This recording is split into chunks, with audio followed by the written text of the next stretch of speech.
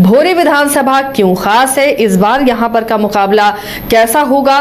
फिलहाल तो जेडीयू का कब्जा है, जेडीयू से सुनील कुमार यहां पर काबिज हैं, लेकिन क्या यहां इस बार भी जेडीयू के सामने माले के कैंडिडेट होंगे, लेफ्ट के कैंडिडेट होंगे, या फिर यहां पर मुकाबला त्रिकोणीय बनेगा। रंजन जी, अगर भोरे को स्कैन करते हैं तो भोरे सीट में क्या नजर आता है, इस बार किस तरह का मुकाबला होगा, रिकॉर्ड्स यहां पर कैसे रहे हैं?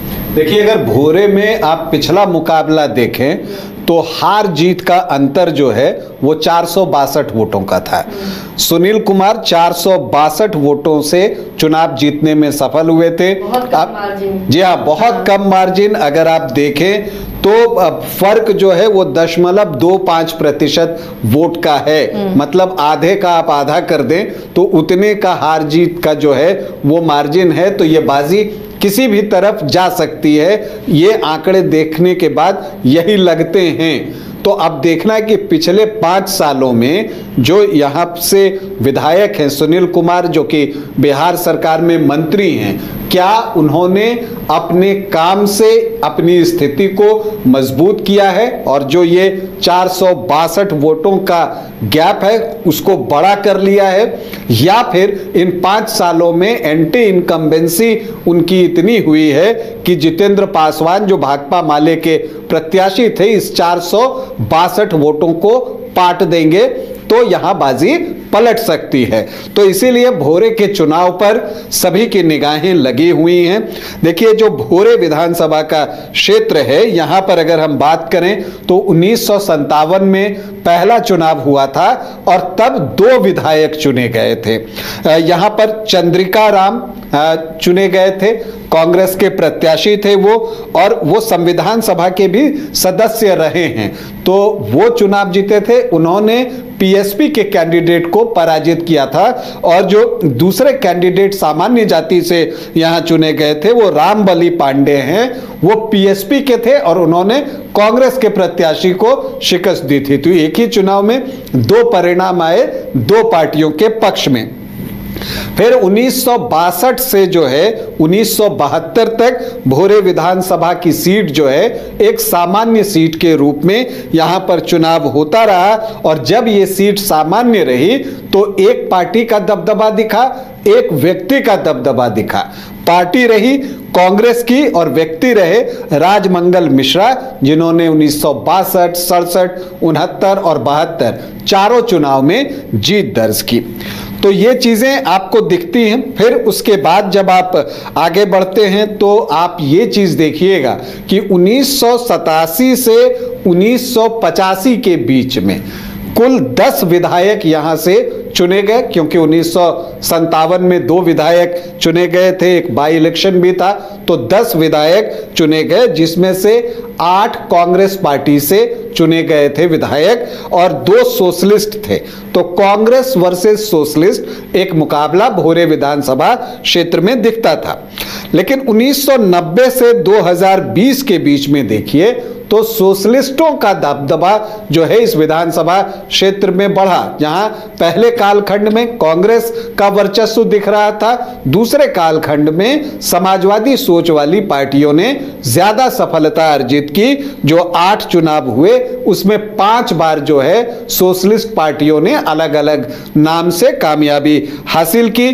कांग्रेस को 1 बार कामयाबी मिली 2015 में, और बीजेपी ने भी 2 बार भोरे में कमल खिला लिया। तो अगर आप कुल मिलाकर देखें तो यहां जो 18 विधायक चुने गए हैं उसमें कांग्रेस के 8 विधायक हैं, जनता दल, बीजेपी और आरजेडी इनके 2-2 विधायक भोरे से चुने गए हैं। प्रजा सोशलिस्ट पार्टी, जनता पार्टी और जेडीयू को 1-1 बार यहां पर कामयाबी मिली है। अगर हम देखें तो राजमंगल मिश्रा और अनिल कुमार ये 2 व्यक्ति हैं जिन्होंने भोरे विधानसभा का सर्वाधिक बार प्रतिनिधित्व किया है। दोनों ने 4-4 बार भोरे में कामयाबी हासिल की है। तो इंद्रदेव मांझी भी 3 बार भोरे का प्रतिनिधित्व करने में सफल रहे। तो जो 18 विधायक चुने गए उसमें से 11 बार तो यही तीनों ने जीत हासिल की है। देखिए एक और चीज दिखती है कि जो मैंने शुरुआत में कहा जब पहले विधायक की बात हो रही थी कि चंद्रिका राम जो हैं वो यहां से चुनाव जीते थे। अब सुनील कुमार जो अभी शिक्षा मंत्री हैं, यहाँ के विधायक हैं, वो जो हैं चंद्रिका राम के ही बेटे हैं, पूर्व आईपीएस ऑफिसर हैं, तो वो इन्हीं के बेटे हैं। और अनिल कुमार जिन्होंने कि 4 बार कामयाबी हासिल की वो सुनील कुमार के बड़े भाई हैं। तो चंद्रिका राम परिवार के नाम जो है कुल 6 जीत भोरे विधानसभा क्षेत्र में दर्ज हैं। अब अगर हम यहां पर देखें तो एक और दिलचस्प चीज दिखती है कि यहां पर नोटा पर बहुत वोट पड़ता है। 4.25 से 4.5%। अगर हम पिछले 2 चुनाव को देखें तो पिछली बार हार जीत का मार्जिन था 462 वोटों का और नोटा पर वोट गिरे थे 8010 वोट। तो समझिए कि अगर नोटा किधर भी शिफ्ट हो जाता तो परिणाम यहां का बदल सकता था।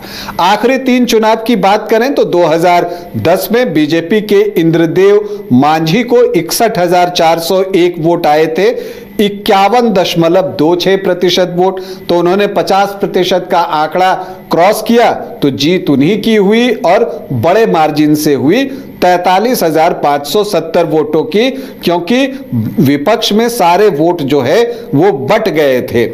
आरजेडी दूसरे स्थान पर था, बच्चन दास को 17,000 आपको वोट आए थे, लगभग 17,831। कांग्रेस प्रत्याशी अनिल कुमार को 14,798 और भाकपा माले के प्रत्याशी को आए थे 8,800 वोट। तो विपक्ष के सारे वोट बटे। तो यहां पर इंद्रदेव मांझी की लीड या जीत कह लीजिए मैसिव रही। फिर 2015 आता है, महागठबंधन बनता है, जेडीयू आरजेडी कांग्रेस जो है एक ही अम्ब्रेला के नीचे चुनाव लड़ रही थी महागठबंधन के नाम से।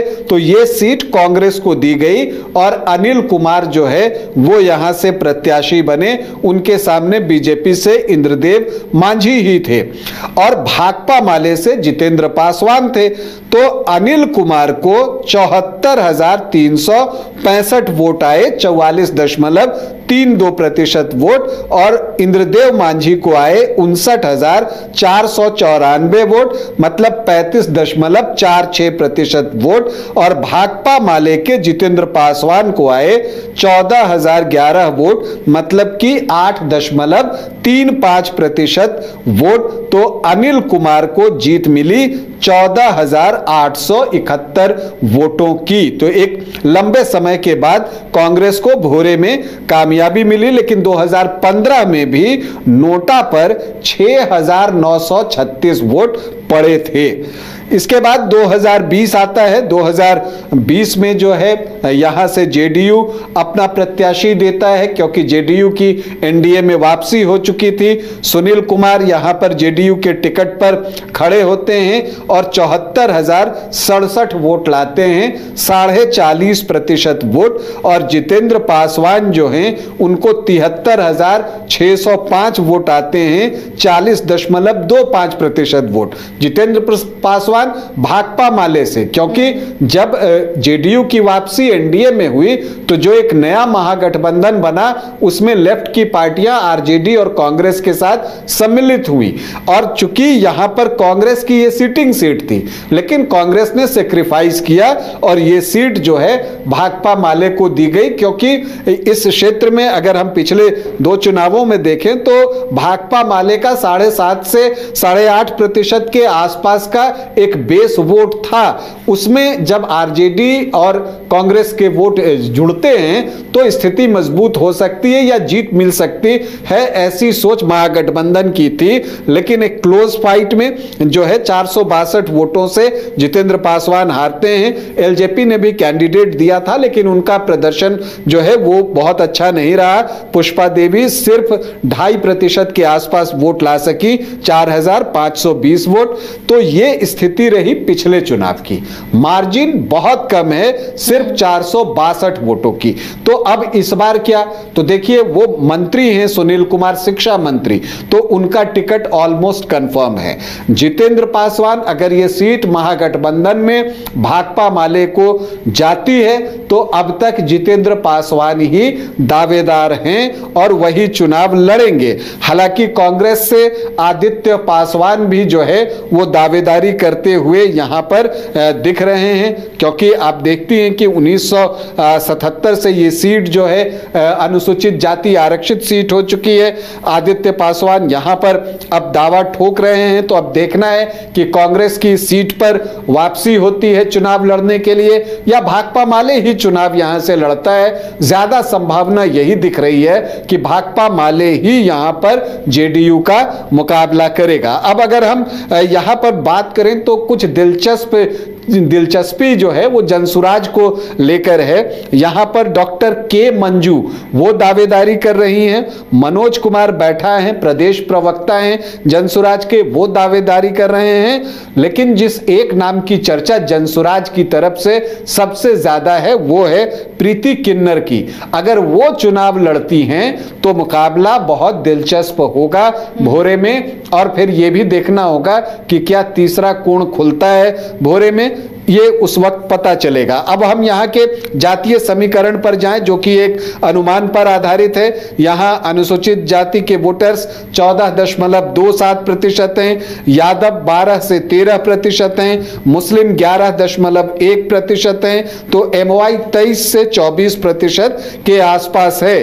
अगर अनुसूचित जनजाति की बात करें तो 3.31% हैं, राजपूत 2.5 से 3% हैं, और भूमियार ब्राह्मण मिला लीजिए तो 14 से 15% हैं, और कास्ट को इंक्लूड कीजिए तो सामान्य जाति के वोटर 17 से 18% के आसपास हैं। केकेडी मतलब कुशवाहा, कुर्मी और धानुक को जोड़ लीजिए तो 16 से 17% के आसपास का आंकड़ा पहुंचता है, जिसमें कुशवाहा 12 से 13%, कुर्मी 2.5 से 3.5% और धानुक भी 1 से 2% के आसपास हैं। वैश्य वोटर्स की यहां संख्या बहुत अच्छी है, 49 से 50% के आसपास जो है एनडीए के परंपरागत वोटर आते हैं, क्योंकि वैश्य वोटर्स यहां पर 16 से 17% के आसपास हैं। तो जब आप सामान्य जाति केकेडी मतलब कुशवाहा, कुर्मी और धानुक और वैश्य 16-17% इनको जोड़ दें तो एनडीए का जो आधार वोट होता है जातियों के आधार पर वो 49 से 50% के आसपास पहुंचता है। अदर ओबीसी ईबीसी 8 से 10% के आसपास हैं, लेकिन यहां पर मल्लाह जो हैं वो 3.5 से 4% और धानुक 1 से 2% के आसपास है। बाकी जातियों में राजभर, कुमार, प्रजापति, पाल, नोनिया, कानू, ततवा, बरई जैसी कई जातियां यहां पर हैं जिनका कि अपना महत्व जो है वो भोरे में है। तो भोरे में मुकाबला जो है वो आपको समीकरण देखिए तो एनडीए के फेवर में दिखता है, लेकिन जब भाकपा माले चुनाव लड़ता है तो जो उसके पास एमवाई का 23 से 24% का बेस है, वो उसके जो वोट हैं उसका जो अपना आधार वोट है 7.5-8% का वो, और फिर जो एनडीए वोट होता है उसको एक्यूमुलेट करके वो भी 40% के आसपास जो है वो पहुंचता हुआ दिखता है, और वो वोट घटते हैं एनडीए की तरफ से, तो मुकाबला नेक टू नेक हो जाता है जैसा कि पिछली बार हुआ था। तो अब देखना है कि भोरे में जो है भाकपा माले बाजी पलट देती है या फिर एक बार सुनील कुमार, ये देखना होगा भोरे विधानसभा क्षेत्र में। तो ये भोरे की कहानी है। इस बार भोरे में किसका भोर होगा, किसका उदय होगा, इस पर हमारी नजर भी बनी रहेगी, क्योंकि मार्जिन बहुत कम था। तो इस बार कोई बड़ा उलटफेर भी हो सकता है।